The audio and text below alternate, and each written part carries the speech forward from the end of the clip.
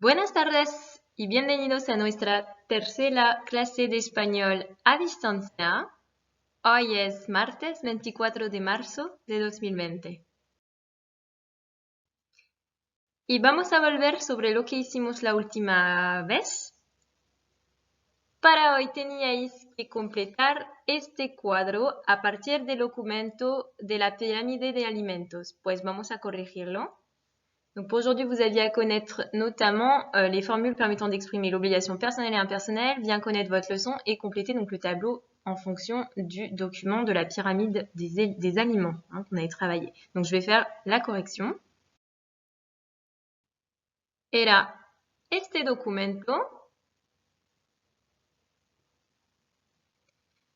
Y pues teníamos 6 columnas. Primero los cereales. Alors, pour les céréales, donc, vous aviez à trouver la pasta, les pâtes, el arroz, le riz, el muffin ou el panecillo, donc pour le muffin, donc ça vient de l'anglais, donc c'est pour ça qu'on l'a gardé écrit pareil. Vous savez qu'en espagnol, il n'est pas possible d'avoir deux F normalement, donc là, c'est vraiment parce que c'est un mot qui vient de l'anglais. Las tostadas de pan, les tartines de pain, et el gofre, pour la gaufre. Alors attention, en espagnol, c'est masculin, el gofre. Pour les légumes, las verduras, il fallait trouver la patata ou éventuellement la papa. Vous savez qu'il y a des différences en fonction de l'Espagne et de l'Amérique latine. En Espagne, on dira la patata. En Amérique latine, on dira la papa. Los guisantes, les petits pois. La zanahoria, la carotte. El tomate pour la tomate. Je vous rappelle que c'est masculin en espagnol. Et la lechuga pour la salade. On passe aux fruits, las frutas. On avait el plátano ou alors éventuellement el banano si vous voulez la version Amérique latine pour la banane. La sandía, c'est la pastèque. Attention, il y a un accent sur le i. La manzana pour la pomme. La fresa pour la fraise. Alors, il y en avait deux, vous pouvez mettre au pluriel, las fresas. La pera pour la poire. Attention, un seul R à pera. Si vous en mettez deux, c'est une chienne. Donc, faites attention à ça. Et las uvas pour les raisins. Pour la viande, donc viande, poisson et tout ce qui correspond aux grains ou aux graines, carne, pescado et grano. Donc on avait la nuez pour la noix, éventuellement on pouvait dire el cacahuete, attention c'est masculin. El pollo pour le poulet, los huevos pour les œufs, el pescado pour le poisson. Attention à ne pas confondre avec le poisson el pez. En espagnol, il y a deux mots. En français, on n'en a qu'un seul. El pescado, c'est le poisson que vous mangez, qui est donc mort, alors que el pez, c'est le poisson qui est dans l'eau, qui est vivant. Et el jamón, donc c'est le jambon. Voilà pour cette partie-là. Pour les laitages et les fruits secs, donc los lácteos y frutos secos, vous aviez el queso, le fromage, el helado, la glace, la leche pour le lait, el yogur pour le yaourt, et je vous rajoute, parce qu'il ne figurait pas dans cette catégorie, la mantequilla qui est le beurre. Pour la dernière partie, las grasas y dulces, on avait el bollo ou el pastel, donc là c'est le gâteau. La soda pour le soda, el donut ou el donut en espagnol, qui s'écrit pareil mais il y a un accent sur le O. La galleta ou plus précisément ici la galleta con chispas de chocolate, ce sont donc les cookies. Sachant que galleta ça veut dire aussi biscuit. Donc voilà pour cette partie-là. Y vamos a pasar a la comprensión oral que está en YouTube. Pues os pongo el enlace y os voy a mostrar también la pregunta que les voy a hacer.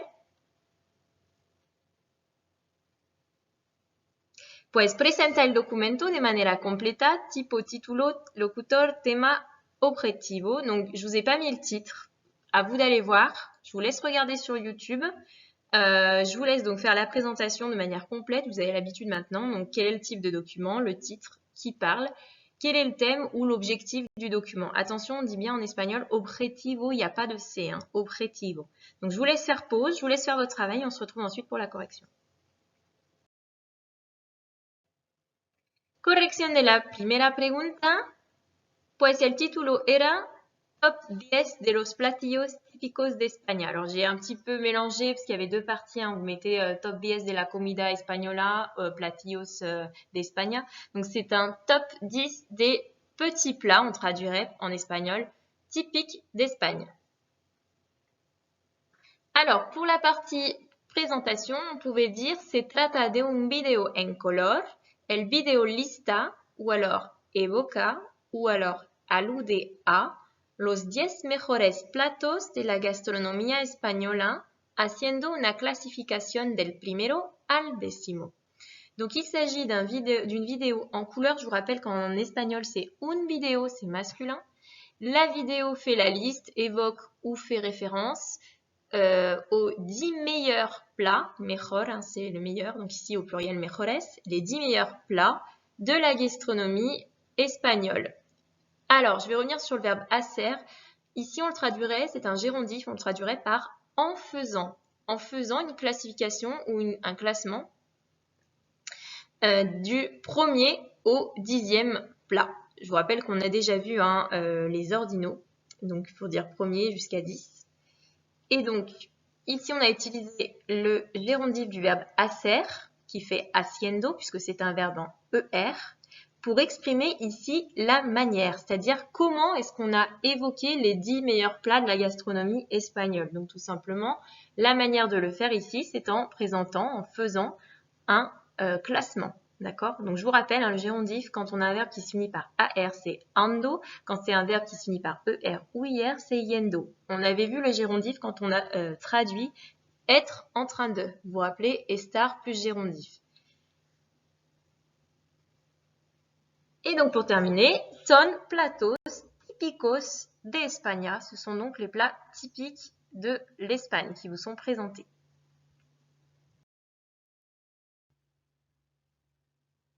Segunda pregunta, completa el cuadro siguiente escuchando y viendo el video. Los 3 primeros platos. Alors, je vais vous demander de réaliser un tableau avec 4 colonnes et 11 lignes. Donc, on va tout simplement compléter ensemble le tableau hein, à partir du document. Alors, le document est un petit peu long, donc on va faire en plusieurs fois pour que vous ne soyez pas complètement saturés. Donc, on vous donne dans la consigne ce qu'il faut faire. Donc, completa el cuadro siguiente, c'est complète le tableau suivant. Et donc, je vous ai mis 2 gérondifs qui précisent la manière dont on doit compléter le tableau. Escuchando y viendo. Escuchar, c'est écouter. Ver, c'est regarder. Donc, en écoutant et en regardant la vidéo. Vous devez pour l'instant faire que les 3 premiers plats. Donc, je vous laisse regarder la vidéo. Vous trouverez de toute façon le lien en barre d'informations sous la vidéo YouTube, d'accord, pour pouvoir le travailler. Elle sera aussi mise sur le blog. Donc, vous commencez à faire. Il faut compléter donc le nom du plat, la région d'où vient le plat et les différents ingrédients qui le composent. D'accord? La première colonne, c'est juste pour vous mettre le numéro du plat. Hein, donc, on va de 1 à 10. Attention, pour faire le tableau, petite précision, comme il y aura des plats où il va falloir écrire pas mal de choses, faites quand même des lignes assez grosses. Hein. Vous avez l'habitude de garder peut-être 2 ou 3 carreaux parce qu'il y a certains plats où il va y avoir pas mal de choses. D'accord?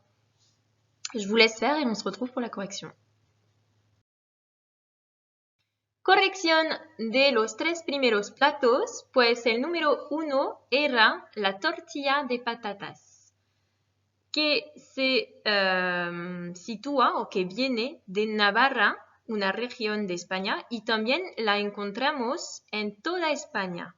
Se compone de huevos y de patatas. Donc la première, le premier plat, c'est donc la tortilla de patatas qui vient de Navarre, une région en Espagne, au nord de l'Espagne, et que l'on retrouve de toute façon dans toute l'Espagne. Et elle se compose, cette tortilla, d'œufs et de pommes de terre. Voilà. Pour le deuxième plat, el gazpacho es una sopa fría y el salmorejo, que es una sopa fría también pero más consistente, viene de Andalucía y se compone de tomate, pepino, cebolla, aceite de oliva, el ajo, el pan. Donc le gazpacho, vous connaissez, qui est une soupe froide, et le salmorejo, qui est une soupe froide également mais plus consistante, vient d'Andalousie. se compose donc de tomates, de concombres, d'oignons, d'huile d'olive, d'ail et de pain. Troisième plat, la paella. Existen muchas versiones, viene de la Comunidad Valenciana y tiene como ingredientes principales el arroz, el pollo, el conejo, las hortalizas, el garrofón, que es una judía blanca típica de Valencia, la tabella, otra judía típica de Valencia, sepia o gambas, o se dice también camarones. Donc la paella qui existe en plusieurs versions, qui vient de la communauté valencienne, c'est une région qui se situe à l'est de l'Espagne, et donc c'est un plat qui se compose de riz, de poulet, de lapin, conejo c'est le lapin, de légumes verts, las hortalizas, de garrofón, ce sont des haricots blancs typiques de Valence, je vous ai mis une photo, et puis vous avez une autre variété aussi de haricots typiques de Valence qu'on appelle la tabella. Vous avez la sepia qui est la sèche, et des gambas, ou on peut dire aussi pour les crevettes, camarones. Voilà. Donc voilà pour ces 3 premiers plats. Donc pour les devoirs, pour jeudi 26 mars, je vais vous demander de compléter le tableau que l'on vient de faire pour les plats numéros 4, 5 et 6.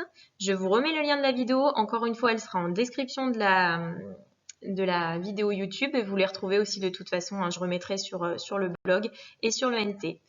Os digo hasta la próxima vez, hasta jueves y buen trabajo.